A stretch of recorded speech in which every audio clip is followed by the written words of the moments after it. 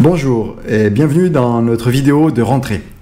Alors, un petit peu d'actualité dans cette nouvelle vidéo pour vous parler un petit peu de ce qui s'est passé donc, pendant l'été sur les marchés financiers et sur l'immobilier. Alors, sur les marchés financiers, nous avons eu une belle progression des indices depuis fin juin jusqu'on va dire la mi-août, porté par des espoirs de meilleures nouvelles sur la fin d'année.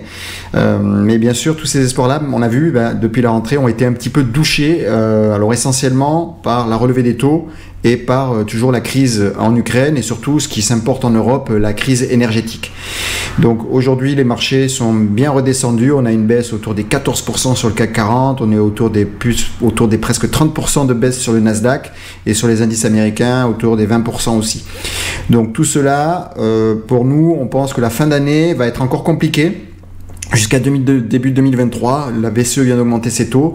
L'inflation va continuer à augmenter jusqu'à au moins janvier, avec surtout une inflation amenée par le prix du gaz. On en parle suffisamment dans les médias. Et je ne vois pas de tendance à la baisse sur ces craintes-là. Donc on est très prudent sur les marchés financiers.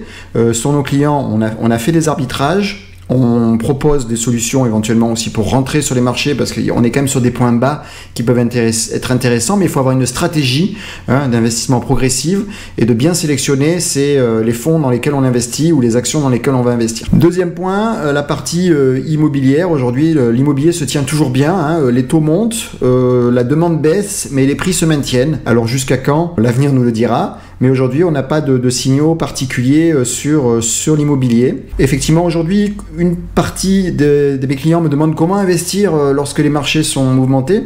Alors, on l'a dit, pour les plus téméraires, il y a des opportunités. Honnêtement, aujourd'hui, il y a des opportunités de rentrer ou de commencer à préparer une rentrée sur les marchés en gardant éventuellement beaucoup de cash. Donc, on a toujours cette poche SCPI qui se porte bien, à savoir que, par exemple, sur le premier semestre de l'année, 25% des SCPI ont augmenté leurs dividendes.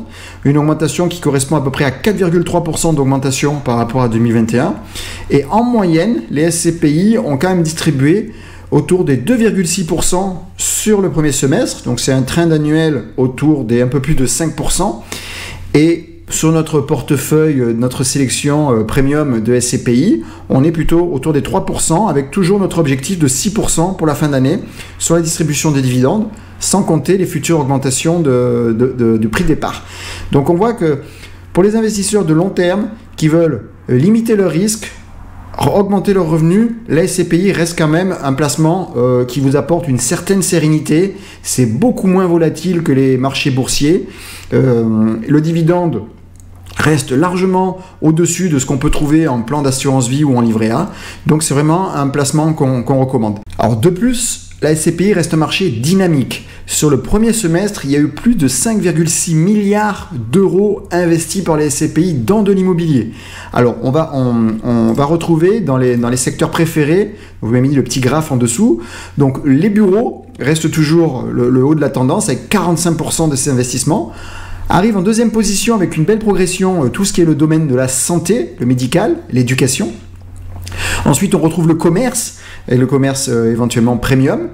Le résidentiel, aujourd'hui, se porte bien aussi, surtout porté par les lois de défiscalisation telles que Pinel ou de Normandie. Et nous allons voir, les prochaines vidéos vont parler de deux SCPI pour la fin d'année qui vont vous permettre de défiscaliser en même temps de faire un investissement dans l'immobilier. On vous mettra les liens dans la description. Et vers la fin, on retrouve les loisirs et l'hôtellerie. L'hôtellerie qui a beaucoup souffert à la crise du Covid, mais qui aujourd'hui revient en grâce auprès des investisseurs. Et en dernier, la catégorie 5%, tout ce qui est logistique, activité, que l'on retrouve essentiellement dans des SCPI spécialisés, tels que nous proposons avec par exemple la SCPI Activimo, dont vous retrouvez le lien vers notre site sur la description en dessous dans la vidéo. Quels sont les secteurs géographiques dans lesquels les SCPI investissent? Comme vous pouvez le voir, on vous a fait un petit camembert. Donc on a quand même une grosse partie en région. Aujourd'hui, les SCPI, en France en tout cas, investissent à 43% dans la région, avec seulement 24% l'Île-de-France et 10% Paris. Donc on est un peu sorti de ce modèle où la SCPI était essentiellement concentrée sur des bureaux et des commerces parisiens. Aujourd'hui, on voit que ça part sur la santé, ça part sur la logistique augmente, on peut faire de l'éducation, on fait de l'habitation et plus forcément Paris-Île-de-France. Donc c'est une bonne nouvelle pour la diversification à nouveau de patrimoine. Et puis puis on a toujours cette poche qui continue à grossir à l'étranger. Hein. Les SCPI sont partis depuis maintenant quelques années à la conquête des marchés étrangers et c'est très bien pour les portefeuilles de ces SCPI. On en parle dans la vidéo comment investir à l'étranger avec les SCPI. Dernier point pour un petit peu voir où est-ce qu'à l'étranger les SCPI investissent. Les deux premières destinations, on va dire, sont toujours l'Allemagne et le Royaume-Uni. Et ensuite, on va retrouver l'Espagne. Et puis, égalité, les pays du Nord ainsi que les Pays-Bas. Les trois, Irlande, Italie, Portugal, autour des 2%. Et la Belgique, autour des 1%. On le voit, la SCPI reste un vecteur d'investissement qui est dynamique, qui sait se renouveler, qui sait aller viser, on va dire, les secteurs qui ont un potentiel pour le futur. On ne reste plus en Île-de-France sur les SCPI, on va dire franco-françaises, et on est capable d'aller chercher des investissements à l'étranger sur les SCPI étrangères. Merci d'avoir écouté cette vidéo. N'hésitez pas à poser vos questions dans les commentaires en dessous, à liker et à partager avec vos amis si jamais vous pensez que ça peut les intéresser. À bientôt!